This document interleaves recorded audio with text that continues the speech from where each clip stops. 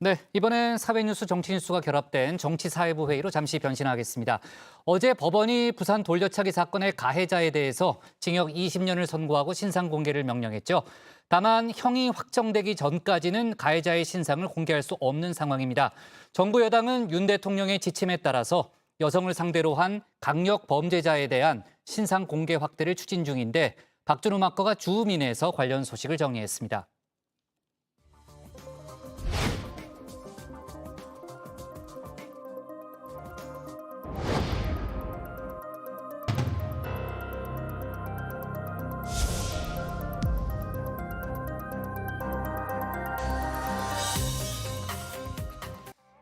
혼자 귀가하던 20대 여성을 무차별 폭행한 이른바 부산 돌려차기 사건, 어제 항소심 판결이 나왔습니다.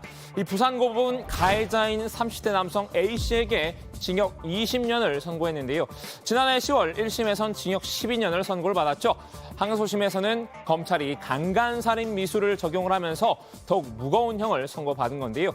다만 피해자는 가해자가 출소한 이후 보복하지 않을까 두려움에 떨고 있습니다.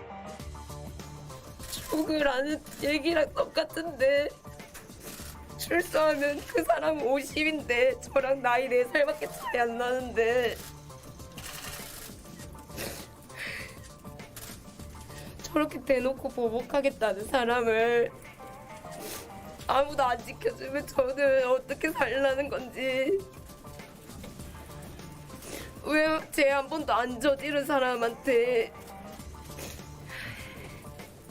이렇게 힘든 일을 만들게 하는 건지.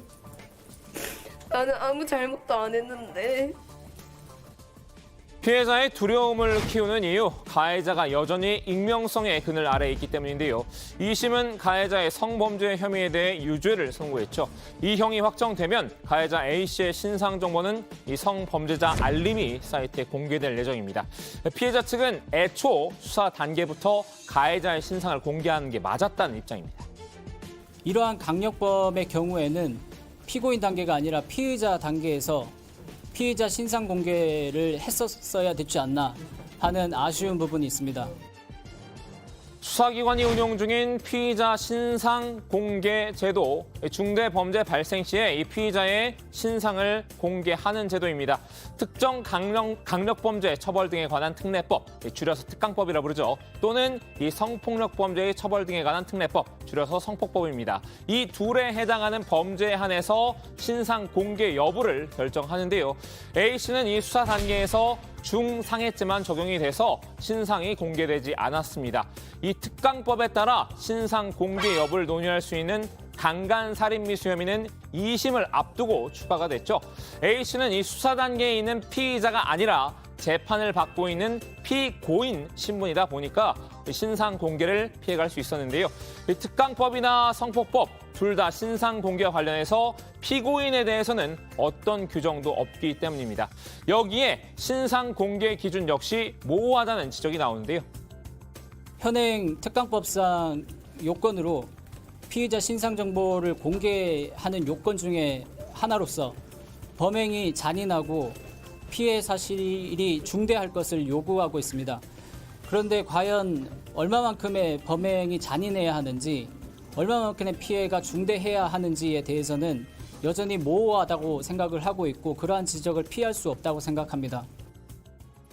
법원은 수사기관보다 신상을 공개할 수 있는 범위도 더 좁습니다. 이 아동 청소년을 대상으로 성범죄를 저질렀거나 이 성폭법을 위반한 사람에 대해서만 신상을 공개하는 판결을 내릴 수 있는데요. 이 성범죄자 외에는 신상 공개가 불가능한 셈입니다.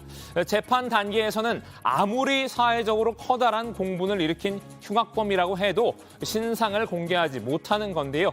이러다 보니 신상 공개 권한이 없는 개인이 A씨의 신원을 밝힌 일까지 벌어졌었죠. 이 유튜버는 피의자의 이름과 얼굴뿐만이 아니라 전과 기록도 모두 공개했는데요. 그 이유를 이렇게 설명합니다. 도를 넘은 사적 제재의 행위가 아닐까 하는 우려도 분명히 있습니다. 그러나 수사기관에서 놓쳤던 가해자에 대한 신상 정보 공개를 피해자는 적극적으로 원하고 있으며, 또한 가해자의 보복 범죄의 두려움에 떨고 있는 현 상황에서 한 유튜버가 지난 2일 A씨의 사진과 이름, 직업 등을 공개해 이 사적 제재 논란이 인 건데요. 지난 9일에는 이 김민석 서울시 강서구의 의원이 해당 유튜버를 두둔하면서 A씨의 신상 정보를 자신의 SNS에 올리기도 했습니다. 신상 공개로 인해 유튜브 개인이 공개에 대한 처벌을 감내하기에는 너무 힘들 것 같다는 생각이 들었습니다. 만약 가해자가 자신의 신상 공개에 있어서 고소를 진행하겠다고 한다면 유튜브 개인이 아닌 의원인 저를 직접 고소해 주시기 바랍니다. 오로지 향후에도 국민의 안전을 위한 공익 목적임을 밝힙니다. 이런 사적 처벌은 일면 사이다일 수는 있습니다. 다만 국민에게 공권력을 위임받은 국가가 아닌 한 개인이 범죄자의 신상을 공개하는 건 사법체계의 근간을 흔든 일이기도 한데요. 이 때문일까요? 어제 윤석열 대통령이 수석 비서관 회의에서 법무부에 한 가지 지시를 내렸습니다. 여성에 대한 강력범죄 가해자의 신상 공개 확대 방안을 신속히 추진하라는 주문이었는데요. 이 부산 돌려차기 사건을 염두에 둔 지침이라는 게 대통령실의 설명입니다. 이 대통령실 관계자는 법정 미비로 인해 피의자의 신원은 공개할 수 있는데 피고인의 신원을 공개하지 못하는 게 적합한지 논란이 있을 수 있다고 말했는데요. 윤 대통령의 발언은 이 법적으로 미비한 점을 신속히 정리하라는 취지였다고 덧붙였습니다. 오늘은 여당도 거들고 나섰는데요. 어제 대통령께서 여성에 대한 강력범죄 가해자 신상 공개 확대 방안을 신속 추진하라고 지시한 바 있습니다. 우리 당에서도 천인 공로할 범죄와 관련해서는 신상 공개의 기준을 완화하고 대상을 확대하는 방안에 대해 논의하겠습니다. 국민의힘 박대출 정책위의장 윤 대통령의 발언을 직접 거론하며 범죄자 신상 공개를 확대하는 방안을 검토하겠다고 했죠. 아예 사적 제재 논란이 일지 않게끔 공적 영역에서 법률을 손보는 게 맞다는 겁니다. 유튜브에 이어 구의원까지 신상 공개에 나서며 사적 제재 논란마저 나왔습니다. 사적 제재 논란 자체가 나오지 않도록 공적 영역에서 국가가 해결해야 합니다. 항소심 재판부가 가해자 신상 공개를 명령했지만 언제 가능할지는 미지수입니다. 가해자의 인권보다 피해자의 일상이 더 소중합니다. 여기에 더해 이 부산 돌려차기 사건처럼 가해자가 피해자를 보복하겠다고 협박할 경우 더 중한 처벌을 낼 수 있도록 형법을 개정하겠다고 약속했습니다. 가해자가 보복 운운하며 피해자에게 2차 가해를 가할 경우에 양형을 대폭 강화하는 내용으로 형법을 개정할 문제를 검토하겠습니다. 이런 가운데 가해자 A씨가 재판부에 제출한 반성문이 일부 공개가 됐죠. 이 성난 여론에 기름을 끼얹었는데요. 공개된 반성문에서 가해자는 시종일관 억울함을 호소했습니다. 상해에서 살인 미수까지 된 이유를 모르겠다.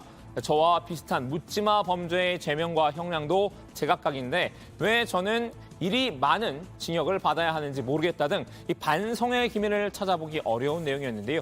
솔직히 피해자에게 다 들어줄 수밖에 없는 것 아니겠느냐면서 검찰이 끼워 맞추기식 수사를 한다는 불만까지 드러냈죠. 이 피해자는 피고인이 내는 반성문을 읽는 지금이 더 아프다고 심적 고통을 호소했는데요. 대체 이 가해는 언제쯤 끝나고 피해자는 언제야 완연한 일상을 되찾을 수 있는 걸까요? 오늘도 부산 돌려차기 사건을 연상케 하는 소식이 또 하나 알려졌는데요. 최근 대전에서 여성을 상대로 비슷한 묻지마 폭행 사건이 일어났다고 합니다. 이 범죄자 처벌 강화와 신상 공개 확대를 서둘러야 한 이유겠죠. 오늘 주민한마디는 피해자의 호소로 대신하겠습니다. 일단 범죄가 부끄럽고 창피해야 하는 건 가해자라고 생각합니다. 절대 피해자들은 부끄러워하고 창피해야 할 필요가 없고 이 모든 걸 사회가 조금 더 관심을 가지고 피해자의 회복에 관심을 가져줬으면 좋겠고요.